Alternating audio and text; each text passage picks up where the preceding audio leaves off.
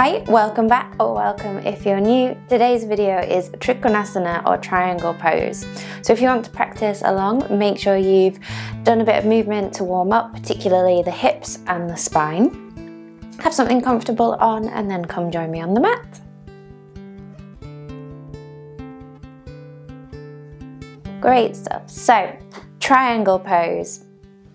This is a fab pose for getting a really good stretch through the side body, but also to work on a bit of strength and stability in the hips. Something to take into account with triangle pose, that if you have any known issues with, say, your sacroiliac joint or discomfort in your hips or your pelvis, it's good to practice a modified version of triangle pose where you have your feet parallel instead, and we slide the hand down one leg, other hand slides up the opposite leg, finding that stretch through the torso. Top arm can always come up and over. Notice if the hips want to start moving towards the opposite side to the body. Try and bring them back towards center, so we're keeping the hips nice and steady. Then we just come back through center and you can go on the other side.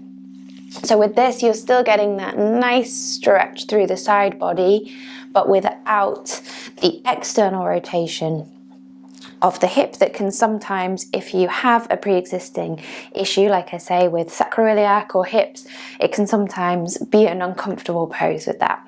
So that's a really good option if you want to modify. If you want to do the more traditional version of triangle though, we're going to do the first version with the wall. If you don't have a big enough clear wall space, don't worry, just watch along and pick up all the tips. But if you do, find yourself a clear bit of wall now. Standing against the wall, we want to take our feet around a leg's length apart, but you can adjust this. Sometimes it feels better to have a slightly shorter stance for triangle. Sometimes it feels nice to have a slightly longer stance. Adapt to suit you today. From here, have the heels at least a couple of inches away from the wall so we don't feel like we're being pushed forwards from the wall. Then we're going to turn the toes out. Doesn't matter which side, just choose which side you want to start on.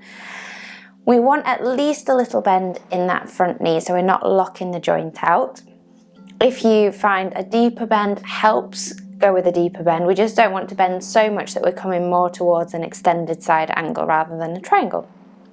So working with at least a little bend in the knees, and our body wants to be open against the wall, and this is what we're trying to maintain as we extend the rib cage forwards, trying to lengthen as far as you can with the rib cage before we bring the hand down on the inside of the leg. Other hand can reach up towards the ceiling, and you'll feel a really good stretch up the side of the body, which is what we're looking for with our triangle pose.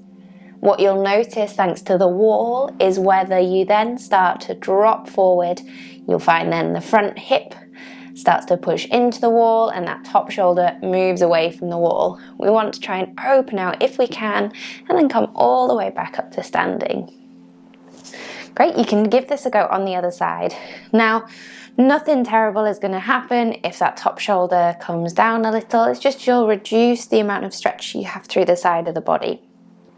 What you can learn from practicing against the wall is that triangle isn't so much about how low you reach down. So you'll find, you can always give it a go if you like, that if you try and reach all the way down to the ground, but you find in order to do that, everything starts to move forward and you start to twist, you'll lose a bit of that stretch. Whereas coming up a little bit higher, keeping the chest nice and open, you will find more of a stretch through the side of the body. The hips will feel more stable, and then you can get more in a steady pose rather than letting the ego take over and reaching as far as you can towards the ground.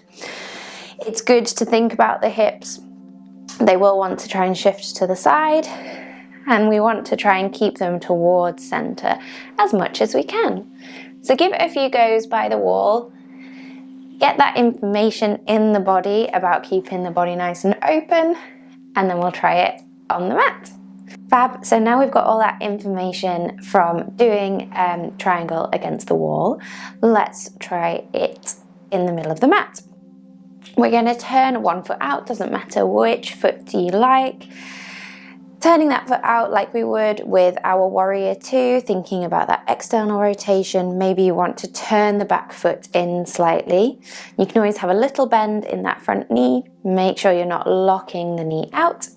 Arms are coming up at shoulder height, palms facing forward.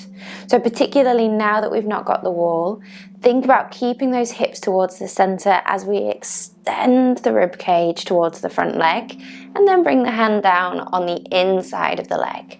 I know the temptation is there to let the hips go over to the opposite side and drop into that front hip because it makes it feel like you can get deeper into the pose. But what we want to do is try and keep the hips nice and stable. Even if that means being up a bit higher, you'll still find that stretch through the side of the body. Gaze could be down, it could be straight ahead, or you could look up towards that top hand. I sometimes recommend with triangle, it can feel quite nice to wrap that top arm around the back of the body instead. That helps with opening out through the chest. You can either stay with the arm wrapped around, or you could reach the hand up. Then with an inhale, we come all the way back up to standing, ready to go on the other side. So do practice on the other side, make sure you feel even. As I say, think about the hips. Notice if they want to kick out to the side. I often do it when I'm not thinking too much because it does feel a little bit easier to start that sideways movement with the torso, but we want to try and keep the hips nice and stable as we extend and then rotate down, bringing the hand on the inside of the leg. Great. Something else to think about in this pose is engaging your glutes. For some of you, you might find it helps to just squeeze the glutes slightly, send the hips a little bit forward, and that can increase the stretch through the side of the body. Whenever you're ready, bringing yourself back up, turn the toes back in. Fab, so that's Trikonasana, our triangle pose. If you want to start working on some of that strength through the obliques, the side body, a version of triangle pose that can be really good is one with the arms lifted and parallel. So again, you'd turn your toes out, whichever side you want to go to.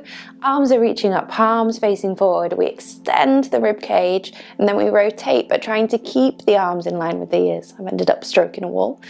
You'll find that your obliques end up working really hard with the arms lifted, and that can be a really good way to start working on some strength in the pose and just slightly altering the direction of the pose. Fab, so I hope you found that helpful. Let me know how you got on in the comments, and I'll see you here again soon.